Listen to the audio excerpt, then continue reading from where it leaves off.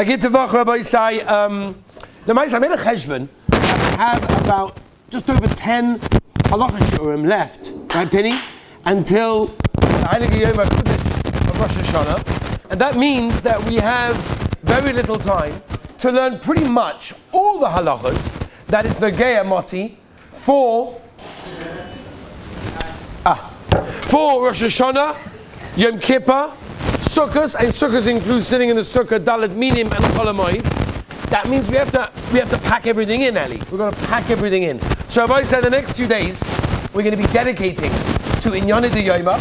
We're going to be learning the halachas that are Nogea to every single one of us for Rosh Hashana Haba Aleinu L'Toiva, Yom Kippurim, and obviously the days in between and everything that goes on to work together with that before and after.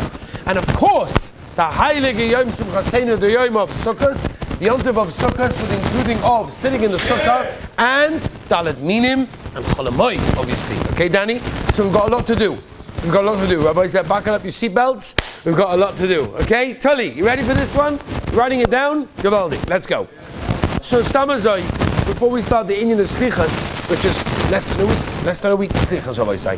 So the Inyan of saying Tehillim, by the way, if you have an opportunity to open up a Tehillim, Yeshiva has Tehillim at the bottom shelf over there, under the Siddur. We have Tehillim, and it's very kedai for a person to say Tehillim. There is a minute for people to say, many people say Tehillim every single day, but even if you can't manage to do that, because Baruch Hashem, you guys are learning the whole day, but if you don't have an opportunity to say Tehillim every single day, there's a minute to finish Tehillim twice during Elul. The whole Tehillim twice during Elul. Doesn't take so long. You can manage to do it. It's not such a big deal. To be marbeh in Torah, in Musa, during the time of Elul, this is the appropriate time to work on ourselves to become better people, to learn Mishnayos. Also very, very big in Yonim to learn Mishnayos. People check their tefillin during Elul as well, and people also go to Gedolim, or as we had the Gedolim come to us, to get brachas from Gedolim before the Heilige Tov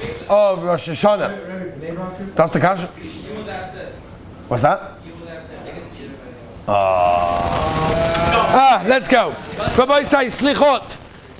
So for those Sfaradim out there, Sfaradim already started slichos already, but for us Ashkenazim, we start on the Motzei Shabbos before, as long as there's 4 days minimum. We start this coming Motzei Shabbos, we're going to start the slichos. Now, even if your minig is, or even if you want, it's more convenient and it works out better to say slichos during the day or in the morning before Shabbos, pretty much most people, not everyone, but most people do say it at night, at least the first night on Motzei Shabbos after Chatzos. That's the Ikar time. This is man of Din, Rachamim, whatever. We're not going into now how the Zohar learns exactly this manim, how a person should say slichos, even though the Aruch HaShulchan says that many people do say it during the day.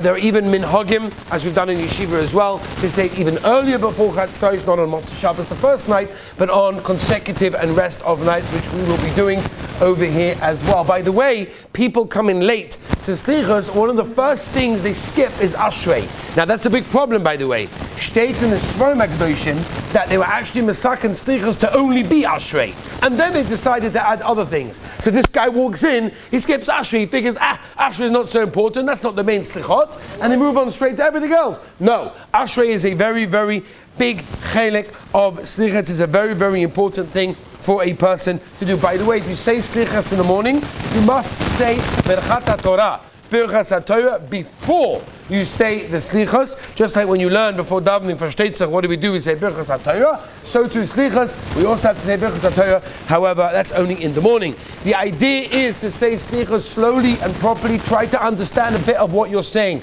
So much so, as we know from many, many places, the Mishnah Berurah says it in many places as well, Toiv Ma'at, it's better to say a smaller amount, b'kavona, with concentration and understanding, more than a huge amount, finish all the material for that day, and you don't understand the word of what you're saying.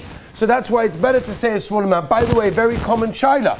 People are in the middle of a slicha, they're in the middle of saying something, and then they're up to Yud Gimel Midas, Hashem Hashem. What are you meant to do at that time? Right? The thing is, if you're saying slichas by yourself, you skip Yud Gimel Midas. You can't say Hashem Hashem b'yachid individually. It can only be said b'rabim. Right? By the way, this applies, by the way, almost every day when we have over here by Shachris and Mincha, where you say Hashem Hashem What do you do if you're in the middle of, obviously not Shemana Esra, but if you're in the middle of something else? So the halacha is the same by Slichas, and then as you stop, you say the Yud Gimel Midas, and then you continue from where you are up to. The best thing to do during Slichas is to stand. If you cannot stand, if it's difficult to stand or whatever, Senachanami, you can sit during most of the Slichas, but the Kel Melech Yoshev and Hashem, the Yud Gimel Midas, that a person should stand for. So those are the simple and easy halachas that Gabi Slichas, and obviously, and we'll discuss this on Motzei Shabbos and Mitzvah Hashem. The Ikar is obviously to do tshuva and to get closer to the Rabbeinu Shalom. We shouldn't forget the Ikar and grab the Toffel. So we'll talk about that Be'ez Hashem, Motzei Shabbos coming up. Rabbi said, let's move on. As I said, we've got a lot to do, a lot of ground to cover. Let's move on. Let's now talk about, when we've discussed Slichas, we talk about a week later. Rabbi said, in Mamish 2 weeks, pretty much 2 weeks, we have the Heilige Tag, Yom HaKudosh of Rosh Hashana, which is a Gavaldige day and a Gavaldige opportunity as well. In fact, the Mishnah Berurah and others brings B'Shem Achronim. Why is it that we wear Shabbos clothing on Rosh Hashana? It's a day of din. It's a day that we should be petrified. Why are we wearing Shabbos clothing? So the Mishnah Berurah very simple. The Heilige Chofetz Chaim Schus Chanugen Aleini is because we are betuach bedin, right? We're betuach. We are very, very trusting. We believe that the din will be good, that the Rebbeinu Shalom will have favor, and the Rebbeinu Shalom will have rachmanis. And Memela, that's why we wear Shabbos clothing. We wear Shabbos clothing because we are betuach bedin. But Akaponim, we don't say halal because we have some din of Eimah. The Gemara, we're not going to go into that at this moment of time. Maybe we'll discuss it on the night of Rosh Hashanah, a different thing. Now, what I do want to discuss, a very important thing, and that is Erev Rosh Hashanah itself, okay? The Torah in Simon Tov Bei Kuvalev brings out the minhag of Ashkenazim is to fast on Erev Rosh Hashanah. The minhag of Ashkenazim is to fast on Erev Rosh Hashanah. Why? Says the Torah, it's a vision. The reason is because Erev Rosh Hashanah is the last day of the year, and therefore, says the Torah, a person that does tshuva on the last day of the year is ki'ilu he did tshuva every single day of the year. Not only that, Medrash, the Torah brings it down la halacha, that if a person fasts on Erev Rosh Hashanah, he gets a kapora for a third of his averis. Now that's a gavaldige deal. Now, by the way, the fast is only a half a day, right? It's only a half day fast. So you get a half day fast and you get a great deal. What's the deal? A third of your averis, not you guys, but there are people out there that do averis, and they would love a quick fix, an easy shortcut to get rid of some of the averis. So one of the ways is tshuva. That's gavaldik, and we should all do tshuva, and we need to do tshuva. But zuk the Torah, a third of the averis are gone if you fast on Erev Rosh Hashanah, right? There's an Indian, some people dafka drink coffee before Alois if they wake up, because there's a very, very long slichas on Erev Rosh Hashanah, so people get up very, very early, often way before Alois, because they want to daven nates, and therefore they daven a long slichas, and they'll dafka drink coffee before. Why dafka? Because the goyim, fast on the day of their yontif, of their chag. So that we dafka don't do that because we have to drink a coffee in the morning when we wake up in the morning. But of course we fast because that's what we want to do. If it's only a half of the day till chatzos, and after chatzos you can already break your fast. Or if you daven mincha gedola, then you say anenu, and then you eat afterwards. That would be the greatest matter that you have in that case. Now of course we know, right, Tosfos, we know that we do not blow the shofar on Erev Rosh Hashanah, and that is in order to mix up the Sotan. He thinks it's the Shofar Shel Geula. He's not sure what day it is. We'll talk about that on Rosh Hashanah itself. That's already a shmooze that we have to discuss over there. Moving on. Erev Rosh Hashanah, we've got the slichas, we've got the fasting. The next thing on Erev Rosh Hashanah that the minhag of Klal Yisrael is to do, and that is HaToras Tadorim.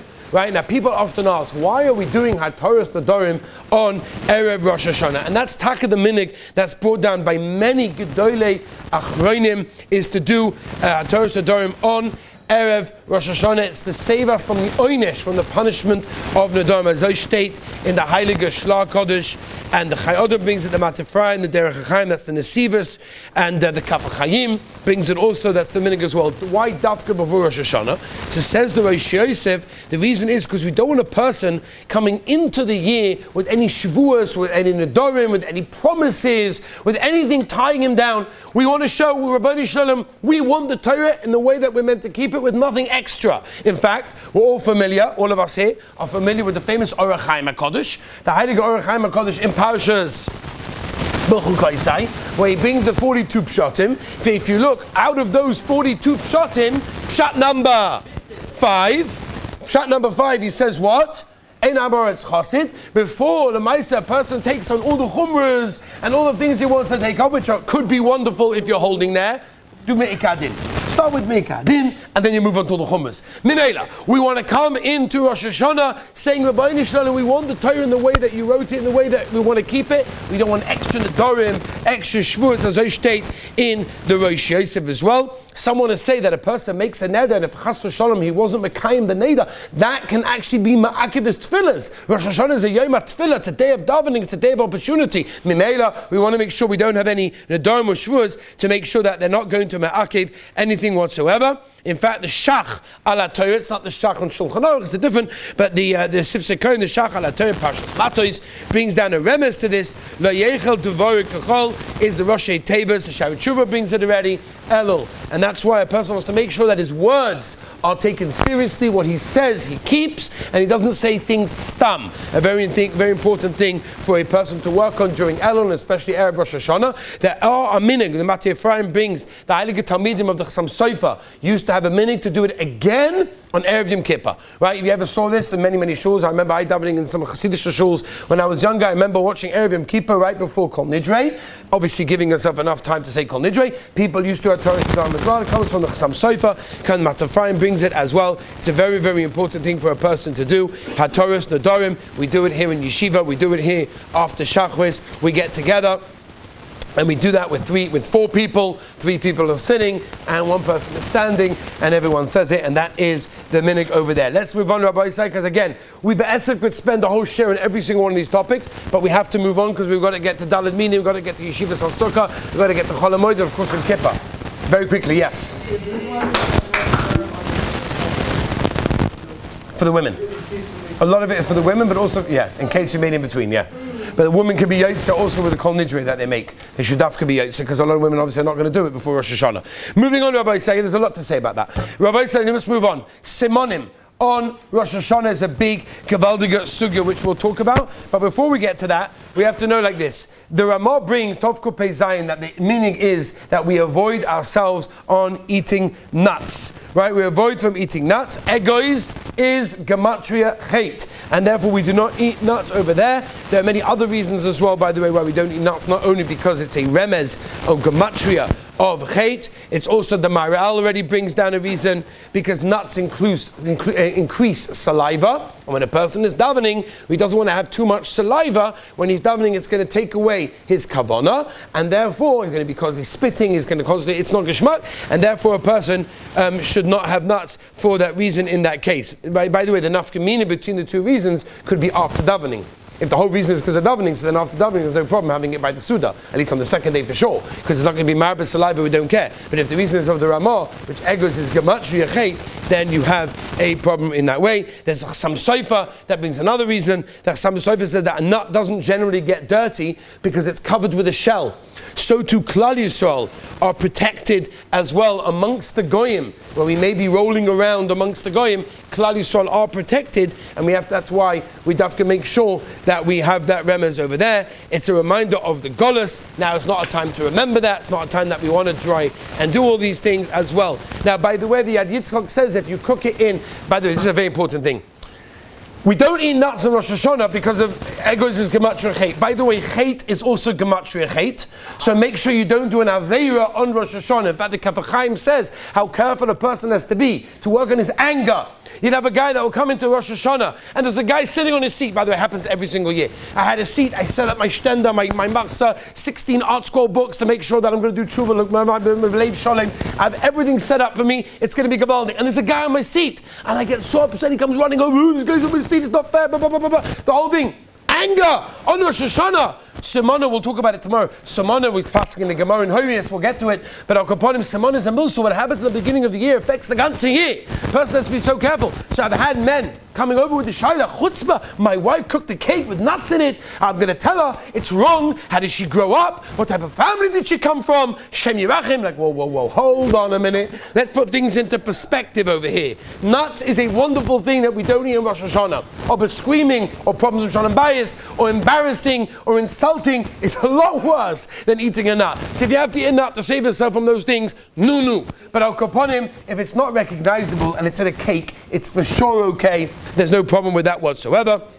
There are many minhagim, by the way, that people don't eat on Rosh Hashanah. People don't eat borscht, people don't eat pickles and vinegar, strong mustard, chrein, right? There's all sorts of minhagim, and go on and on. I'll talk about the minhagim of things that people don't eat. Obviously, people have to go with their minig. In that case, whatever their minig is, that is generally what they should do. There are some people, the Mateh Ephraim brings, don't eat fish on Rosh Hashanah, because there's lashon of daiga, which is worry in that case. The Vilna Gaon famously said not to eat grapes, right? As though in the Vilna Gaon, the Kavachaim Tiny Pshat in the Vilna Gaon was dafka black grapes and not green grapes over there. The minig of many people is to have round challahs on Rosh Hashanah as well, right? Because it's in like a Avedus, also you have a bagel, it goes round and around, long light, that's what you want to do. Or at the time Ibn Hagim brings, you want the whole world to recognize the Rabbeinu Shalom in these things. Rabbi said, tomorrow we will discuss what the Gemara in Horiya says, Simone Milsa, and what that means for us in Rosh Hashanah. We'll continue tomorrow. Have a wonderful day.